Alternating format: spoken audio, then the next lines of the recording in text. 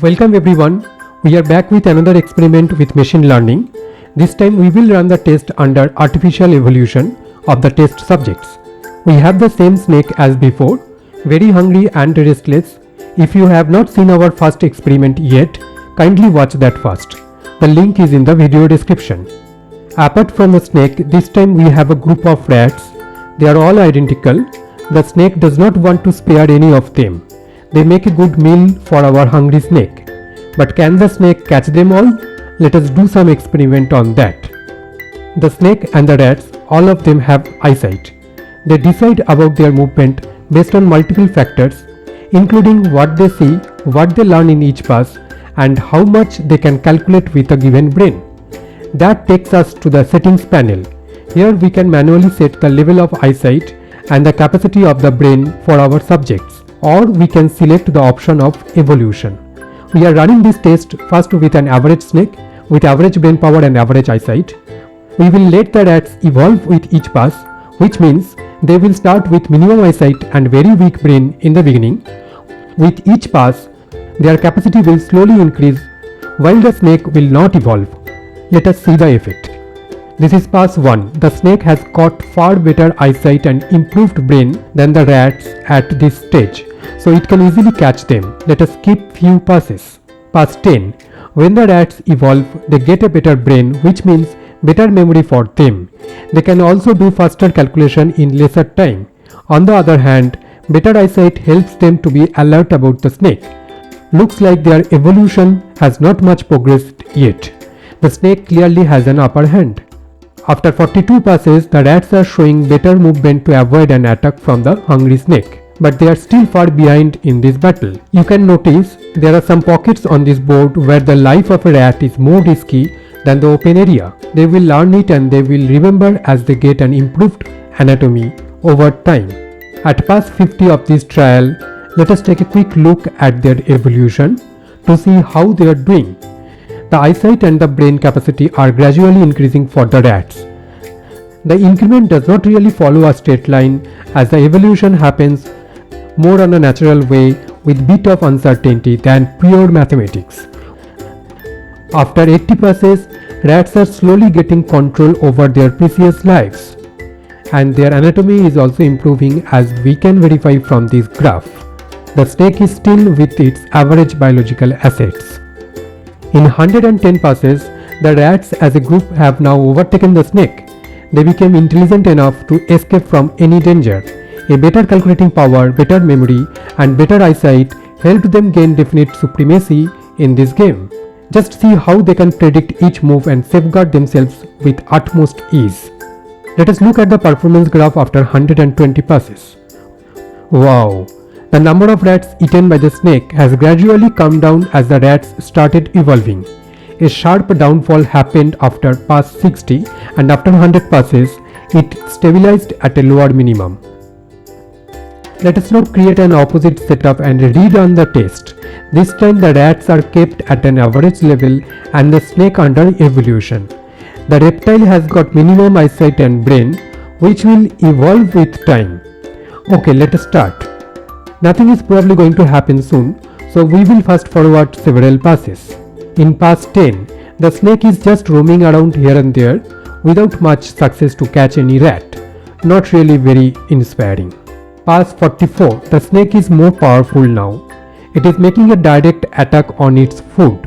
The rats are not evolving, so they are bound to succumb under the snake's power. Let us check the progress on the anatomy of the snake. The graph shows an increasing brain size and eyesight. These two lines on the screen are however not comparable to each other, as they represent two different data points. Pass 75. While doing this experiment, we realized a truth about ourselves. Our achievement in life, in real life, depends on the hardware within us. The memory we got, the network of our brain, and also our sensory organs collectively define our capacity as a human being. After 120 passes, let us check the performance graph for the snake. There is an overall trend of increasing performance as the snake gains better biological support through evolution. The rats with their average hardware lost the battle this time, as they did not evolve. Next, we will run this test with both the snake and the rats under evolution. This means they will all start with minimum eyesight and brain, and both will evolve in each pass. That will be surely interesting to watch. We need to remember that the rats are mammals, and naturally they have a better evolutionary support as they came into existence much later after the reptiles. But here we will assume that they evolved together just for the sake of this experiment. Let's skip to pass 10. The interesting part of this run is both the subjects will gain equally as time passes. So who will win? We will find out the trend or the pattern in this run. Pass 32. Looking at the scoreboard below, it seems there is a neck-to-neck fight between the two opponents, although the group of rats right now may be doing little better. We are in pass 60. A snake or a rat does not only depend on its eyesight alone, their auditory nerves also play a vital role in their self-defense. However, in this experiment, we included only the eyesight and the capacity of their brain. The size of our brain is quite comparable to the RAM or CPU of a modern computer. Let us take a quick look at the ongoing evolution. Both the animals are getting better organs as we complete more and more passes. We are calling it an artificial evolution since it is programmatically controlled, but it is very similar to the natural process. Wow, look at that! We have completed 90 passes, and I must say that it was a great show by the little rats. See how beautifully each of them escaped from the dangerous grip of our intelligent snake. But the story does not end here. After 150 passes, we looked at the performance graph for this run. Here we go. We can see some ups and downs in the performance at various stages in the run. To get a smooth curve like last time, we plotted a moving average computed from our experimental data. And after 200 passes, the same performance graph shows very little change.